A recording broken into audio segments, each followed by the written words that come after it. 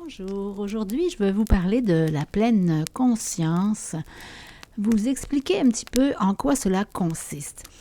En fait, on en entend beaucoup parler, pleine conscience, au quotidien, etc., dans les cours de yoga, dans les cours de méditation, un petit peu partout, dans le milieu médical également, c'est un terme qui est de plus en plus connu.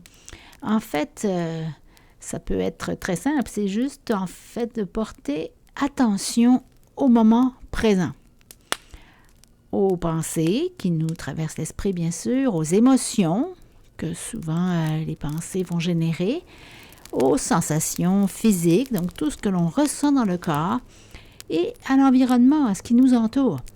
Mais tout cela de façon donc délibérée, sans porter de jugement ou poser d'étiquette. Je vous donne des exemples. Par exemple, on va ressentir une émotion par rapport à telle pensée, puis là, on va dire « Ah, moi, cette émotion-là, c'est pas bon, c'est pas correct. » Ou une sensation, justement, dans le corps. On va sentir, un serrement dans la gorge ou à l'estomac, puis on va dire, on va penser dans notre tête « Ah, cette sensation est inconfortable, est indésirable même. » Donc, très souvent, on va apposer une étiquette sur ce que l'on ressent ou sur même notre environnement. Et la pleine conscience, c'est justement d'être pleinement en contact avec ce qui émerge, avec l'instant présent, plutôt que donc d'apposer un nom, d'apposer une étiquette et de revivre aussi constamment le passé ou d'anticiper l'avenir, le futur, de se projeter dans le futur. Alors, elle peut être pratiquée, la pleine conscience, de façon très formelle, c'est-à-dire, une méditation assise ou encore une méditation marchée. Et même en yoga, c'est une forme de pleine conscience. Ou alors, totalement de façon informelle, en s'efforçant, et le mot est juste, c'est vraiment un effort que l'on doit faire en s'efforçant d'être pleinement présent à chaque instant, dans les activités habituelles de la journée. Par exemple, boire en pleine conscience, manger, écouter de la musique, regarder par la fenêtre.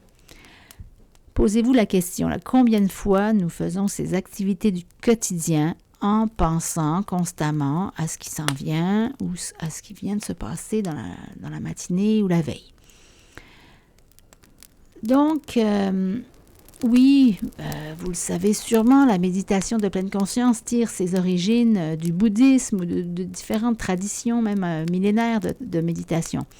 Mais elle est pratiquée et enseignée totalement de façon laïque depuis plusieurs décennies, partout en Amérique du Nord et en Europe. Alors, je vais aussi vous expliquer brièvement quelques bienfaits de la méditation de pleine conscience. Donc, elle peut être utile effectivement pour maximiser notre bien-être physique et mental. Pour surtout, ce qui est très bénéfique dans notre époque, mieux réagir aux événements stressants. Elle va aider aussi à améliorer nos fonctions cognitives, comme par exemple l'attention et la concentration. Elle nous aide aussi à prendre conscience, évidemment, de nos automatismes et développer justement une plus grande liberté de choix sur les actions, sur nos actions face à ces automatismes. Bien évidemment, elle nous aide aussi à en apprendre plus sur nous-mêmes, sur nos façons de penser et de réagir, grâce justement à cette observation sans jugement du moment présent. Alors, la méditation de pleine conscience est très bénéfique pour développer aussi une plus grande acceptation et une bienveillance envers nous-mêmes et évidemment envers les autres. Les effets de la pleine conscience, je ne vous cache rien, vous avez sûrement vu, sont étudiés par les scientifiques depuis plusieurs années. Et toutes ces recherches-là et ces expérimentations, bien souvent en milieu même hospitalier, montre qu'elle améliore, qu'elle est très efficace pour améliorer les symptômes physiques et psychologiques qui sont associés à différentes conditions médicales, comme par exemple les douleurs chroniques, les troubles cardiovasculaires, les cancers, le diabète, évidemment, toutes les maladies ou les troubles reliés au stress, à l'anxiété et à la dépression. Bon, bien évidemment, elle ne permet pas de guérir ces maladies, mais elle permettrait de mieux gérer la détresse et l'incapacité physique qui y sont très souvent donc associées. Donc, toutes ces motivations sont d'excellentes raisons de commencer à pratiquer la pleine conscience.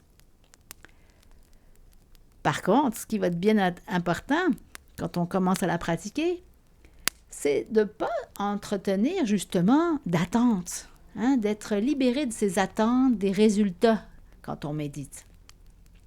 Donc, c'est-à-dire méditer simplement pour le simple fait de méditer, uniquement pour être en contact avec soi-même dans l'instant présent et surtout pas en recherchant constamment à vivre un progrès ou une expérience spéciale.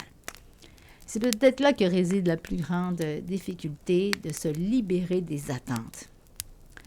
Donc, en fait, dans la pratique de la méditation, le meilleur moyen d'arriver quelque part, c'est de ne penser justement à nulle part. Alors oui, bien souvent, on va vous demander d'adopter une posture confortable, assis sur une chaise, le dos bien droit, mais sans raideur. Oui, ou encore d'être assis au sol, sur un coussin, et parfois même d'être couché, tout simplement. Ensuite, bien souvent, on va centrer notre attention sur la respiration et remarquer la partie du corps où la sensation de la respiration est la plus facile à percevoir. Bon, par exemple, ça peut être très souvent l'entrée de l'air dans les narines, mais aussi ça peut être le mouvement au niveau de la poitrine ou du ventre. Et on va garder justement notre attention quelques instants sur cette partie du corps où on a observé la respiration.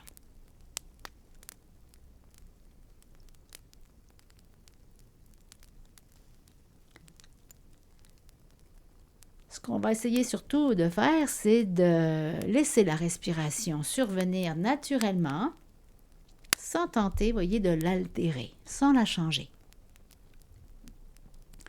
Et dès qu'on va être distrait par une pensée, une émotion évidemment ou une sensation physique, on observe simplement ce qui est là.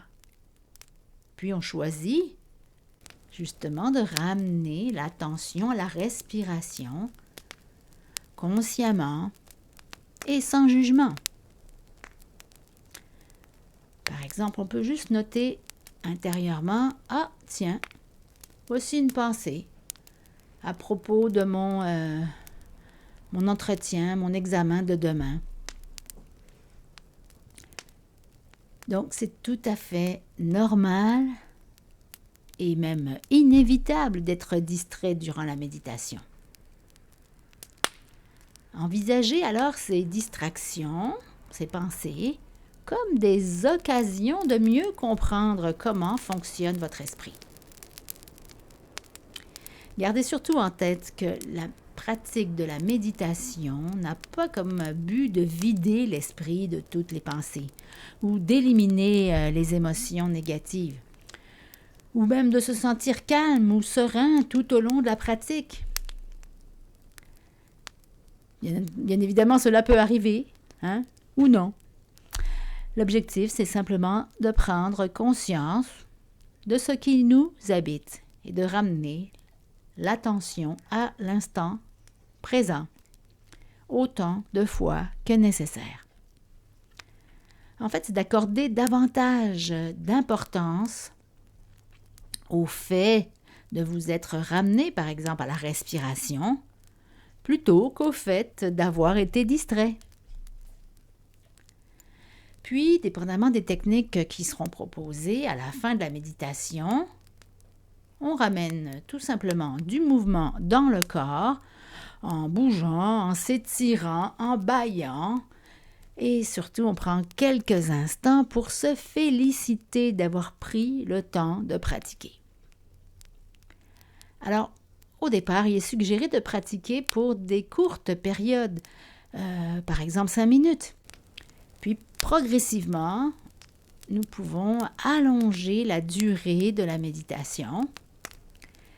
C'est préférable de pratiquer justement régulièrement pour des courtes périodes plutôt que de faire de longues séances à l'occasion.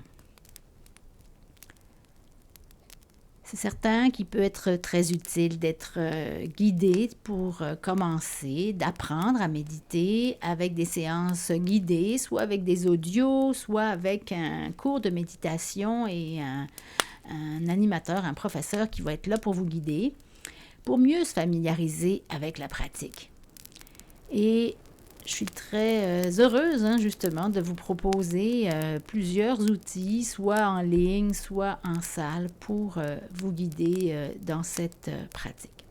Alors, au plaisir de vous partager ces outils précieux. Merci beaucoup. Passez une excellente journée. Namasté.